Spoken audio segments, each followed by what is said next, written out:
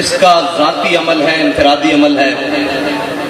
تو میرا سوال سویڈن میں بسنے والے مسلمانوں سے ہے کہ تمہارا ذاتی انفرادی عمل کوئی نہیں ابھی تک؟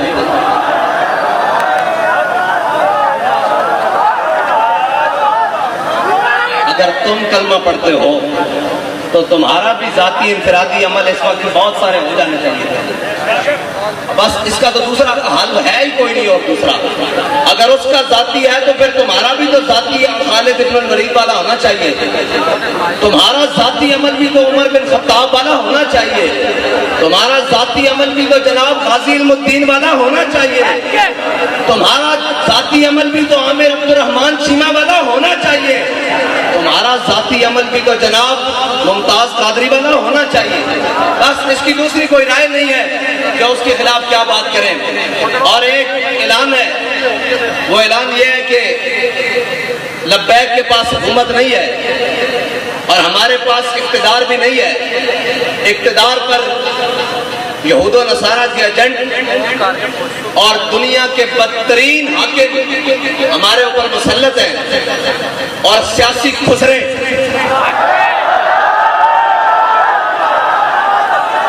وہ ہمارے اوپر مسلط ہیں، اور جن کا نہ دین ہے نہ ایمان ہے، وہ صرف اور صرف اقتدار کی ہوس میں اپنا سب کچھ بیچنے کے لیے تیار ہیں۔ انہوں نے پوری قوم کی عزت بھی بیچ ڈالی ہے۔ میرا اعلان پہلا تو یہ ہے کہ انشاءاللہ اتوار والے دن ظہر سے عصر تک پاکستان کی ہر بڑی شاہراہ پر لبیک والے بیٹھیں گے، اس لیے کہ ہمارے پاس اقتدار نہیں ہے۔ آپ نے گھر سے مسلح اور قرآن لے کر آنا ہے۔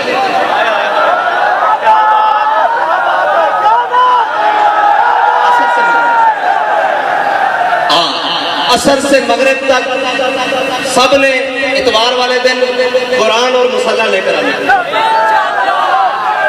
ہاتھ اوپر کرو جو لے کر آئے۔ پاکستان کی ہر بڑی شاہراہ پر لبیک والے، جیسے لاہور ہے تو لاہور میں بار روڈ پر، کراچی ہے تو شاہراہ فیصل پر، اسلام آباد ہے تو شاہراہ دستور پر، اس طرح جناب بڑی بڑی شاہراہوں پر قرآن اور مسلح لے کر آنا ہے۔ ٹھیک ہے جی، عصر سے مغرب تک، اور پھر مغرب سے عشاء بھی ہو سکتی ہے، عشاء سے فجر بھی ہو سکتی ہے، یہ تو پھر اگلی بات ہے نا۔ قرآن اور مسلح، اور اپنے بچوں کو بھی ساتھ لے کر آنا ہے۔ اپنے بوڑھوں نہیں مرتے یار، بوڑھے کچھ نہیں ہوتا ہے، بوڑھوں پر بھی ساتھ لے کر آنا ہے، نوجوانوں کو بھی ساتھ لے کر آنا ہے، گھر میں کوئی بندہ نہ رہے۔ ٹھیک ہے بھائی، جتنے لبیک والے ہیں سارے مین شاہراہوں پر، اگر شہر دور ہیں تو جو ان کے قریب مین سڑکیں بنتی ہیں وہاں پر آئیں گے۔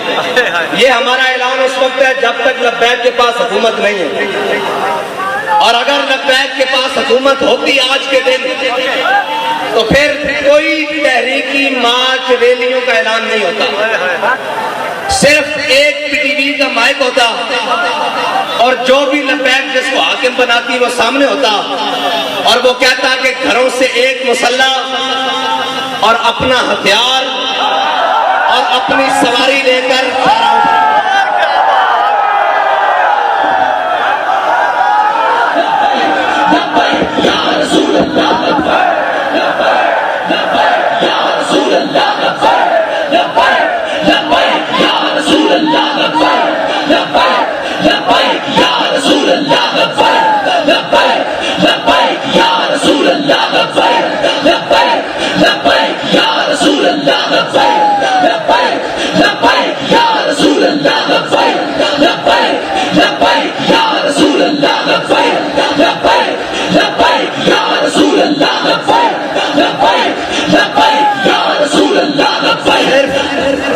صرف یہ ہمارا اعلان ہوتا کہ اپنا ہتھیار، اپنا مسلح، اور سروں پر پگڑیاں تو ہم نے باندھی اسی لیے کہ وہ کفن کے لیے، ایسے بھی سفید سوٹ باندھتے ہیں کہ ایسے بھی شہید تو جس حالت میں بھی چلا جائے۔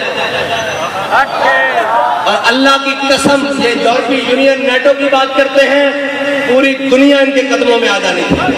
اگر یہ اعلان آپ بھی کر دیں کہ تمام مسلمان جو چاہتے ہیں قرآن کی حفاظت ہو تو اپنا مسلح بائیں بغل میں اور اپنا ہتھیار دائیں بغل میں، اور ہاتھ لبیک کے نعرے ساتھ بلند کرتے ہوئے باہر آ جائیں۔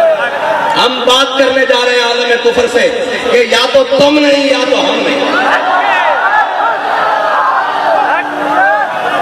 یہ ہے علاج ان کا، اور کوئی علاج نہیں ہے. یہ قرآن بابا جی پہلے بھی کہہ گئے ہیں، یہ قرآن اس لیے جلاتے ہیں کہ تم ملون ہو، تم حاکم پہ شرم ہو. ورنہ یار ایک اسرائیل، اتنا سا اسرائیل آج انہوں نے اس بات کو شامل کیا ہے کہ ٹھیک ہے جی مسلمانوں کا بھی احتجاج، لیکن ہم اس کو اس لیے نہیں چلنے دیں گے کہ جناب اس میں تورات اور یہودیوں کی تورات اور انجیل ہے جی، یہ ساری اس کا بھی جلانے کا انہوں نے اعلان کیا ہے. لہذا ہم سے بات اسرائیل کے سفیر نے کی ہے، ہم آئندہ کے بعد اس کی اجازت نہیں دیں گے. اس کو غیر قانونی قرار دینے لگے ہیں. ڈوب کے مر جانا چاہیے پوری امت مسلمہ کو، پوری امت کو ڈوب کے مر جانا چاہیے، اس لیے کہ ان کا ایک سفیر کے چند لفظ وہ کام کر گئے جو پوری 1.5 ارب مسلمان نہیں کر سکتے. اقبال کہتا ہے حفظ قرآن عظیم آئین دست. اقبال کہتا ہے قرآن کی حفاظت یہ تیرا پہلا آئین ہے، اسلام کا آئین ہے. حفظ قرآن عظیم آئین دست یہ تیرا پہلا آئین ہے. اور حرف حق را فاش گفتن کہتا ہے جب بھی حق کی بات آ جائے سرے بازار کرنا یہ تیرا دین ہے، نہ تو آئین ہے. اب پوچھتے ہیں لبیک والوں کا آئین کیا ہے؟ آج کے بعد آپ کو ہمارا آئین پتہ لگ جائے. اگر لبیک کے بعد پاس حکومت آئی اور اگر کسی نے ایسی حرکت کی تو ہمارا علاج ایک ہی ہو.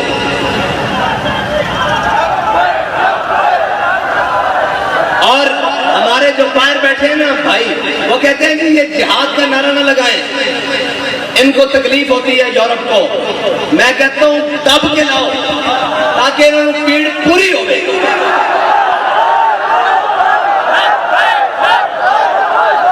الجہاد الجہاد الجہاد الجہاد الجہاد الجہاد. اور نہیں کوئی ایسی دنیا افلاک کے نیچے، نہیں کوئی ایسی، اقبال کہتا ہے نا نہیں کوئی ایسی دنیا افلاک کے نیچے بیمار کا ہاتھ آئے تخت جموں کا. اقبال کہتا ہے دنیا میں کوئی ایسی جگہ رہ نہیں گئی کہ مسلمان کہیں ہم وہاں عزت سے حکومت کر رہے ہیں. اقبال کہتا ہے اس کا ایک ہی طریقہ ہے کہ جہاد کے لیے محمد عربی کی تلوار اٹھا لو. نہیں کوئی ایسی دنیا افلاک کے نیچے بیمار کا ہاتھ آئے تخت جموں کا. اور آگے اقبال کہتا ہے کہ دل کی آزادی شہنشاہی شکم سامان موت. اوپر سے لے کے نیچے تک شکم کے لیے بیٹھے ہوئے. دل کی آزادی ہے ہی نہیں. اگر ہوتی تو پھر قرآن کی آزادی، قرآن کے حرمت کے لیے بات ہوتی، قرآن کے تحفظ کے لیے بات ہوتی. ایک سے ایک پڑھ کے لائن آئے، کہتے ہیں جی یہ جناب ایسے آئیں گے، یہ وہ آئیں گے. پاکستان کو ایسا کوئی بھی نہیں ملے گا. جب تم نے قرآن کو چھوڑ دیا، حضور کی ناموس کو چھوڑ دیا، ہمیں کوئی پرواہ نہیں، تم سارے سمیت کر تمہارا سب کچھ چل جائے، زمین و آسمان آفات و بدیات سب چل جائے، ہمیں اس سے پرواہ نہیں. جب تمہارے دل میں قرآن کی عظمت نہیں تو تم بھی چل جاؤ، تمہارا گھر بھی چل جائے، تمہارے اسباب بھی چل جائے، ہماری آنکھ میں بھی بل نہیں آئے گا.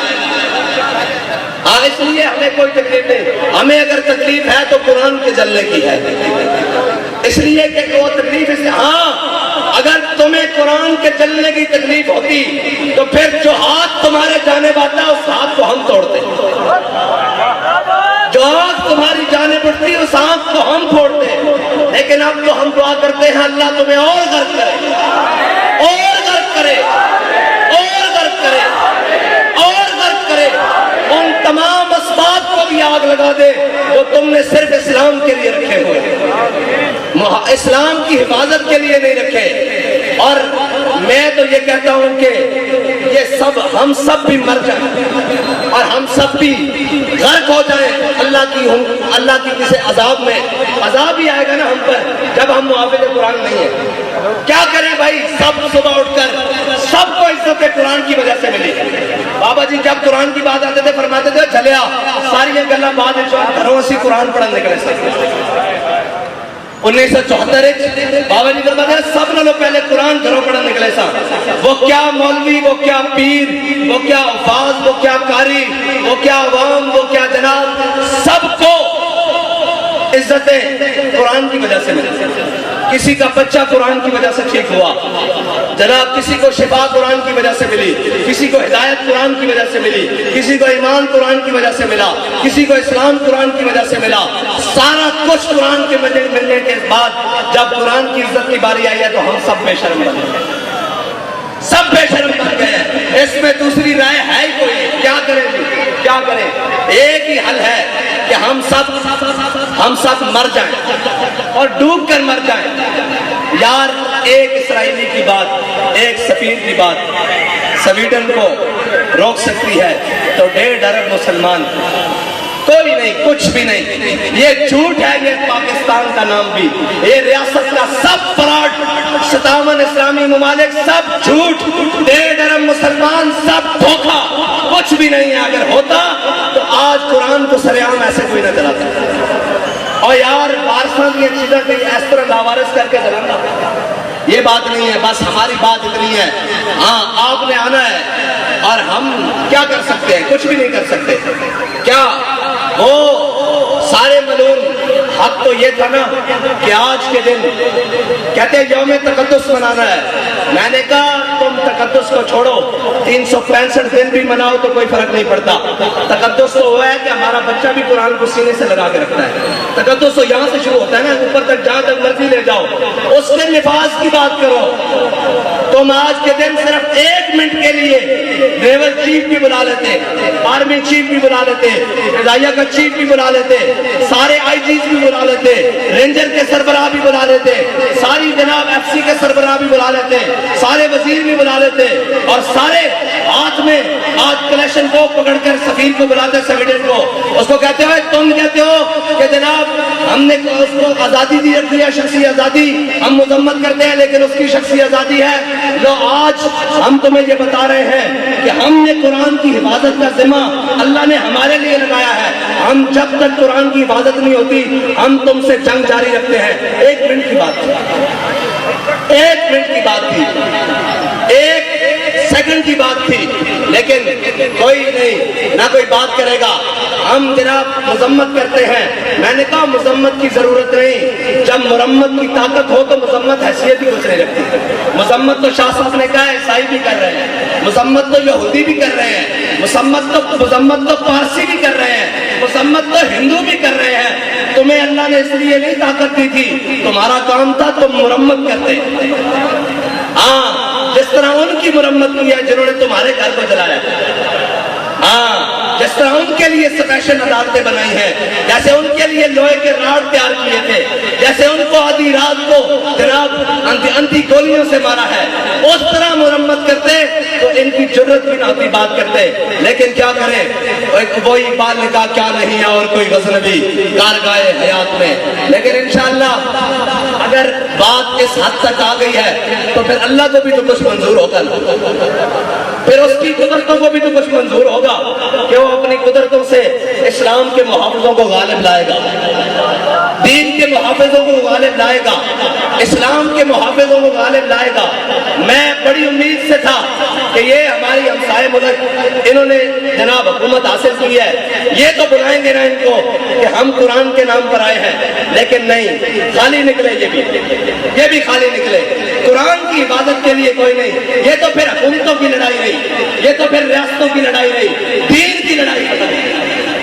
दीन की लड़ाई के लिए अगर इस सदी में कोई आया है तो उसको अमीरुल मुजाहिदीन कहते हैं। बस, ताकि सब झूठ निकला, सब फ्रॉड निकला, सब धोखाबाजी निकली।